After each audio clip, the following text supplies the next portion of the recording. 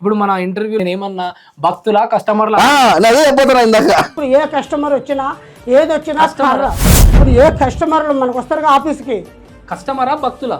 మనకి 2 సార్లు ఆ భక్తులు నోటి దాకా వచ్చింది భక్తులు భక్తులు అంట.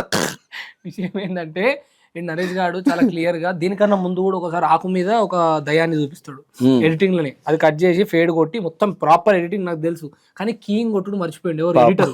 కీయింగ్ అంటే ఇప్పుడు జూమ్ అవుట్ జూమ్ ఇన్ అవుతుంటే అది కూడా దాని వెంట అది పెట్టిన దారినే ఉంటది. వీడు జూమ్ అవుట్ జూమ్ ఇన్ అయినా అక్కడిక్కడ తిరుగుతుంటది. అట్లనే దన్నుమని చెప్పి ఇట్లా చేయబెట్టిండు. ఈ ఆకు మీద దేవత కనబడ్డది, దన్నుమని ఫ్రేమ్ చేయగానే అది గుండె అయింది.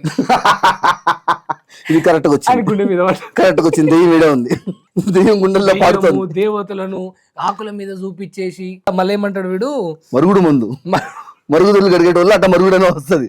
అది మరుగు మందు, అది కూడా ఒక మూఢ నమ్మకమే. దాన్ని పలికేది కూడా రాదు, దాన్ని విరుగుడు చేస్తావు నువ్వు. అంటే విరుగుడు అనబోయాడు, అందుకని మరుగుడు అన్నాడు, మరుగుదొడ్లు కడుక్కున్నాడు. ఇది ఏందిరా మాకు బాధ, ఇది ఏం పంచాయతీరా? నా జీవితం ఏదో నేను నడుపుతున్నారా, సొసైటీకి ఎంతో హెల్ప్ఫుల్ గా ఏదో చేద్దామని.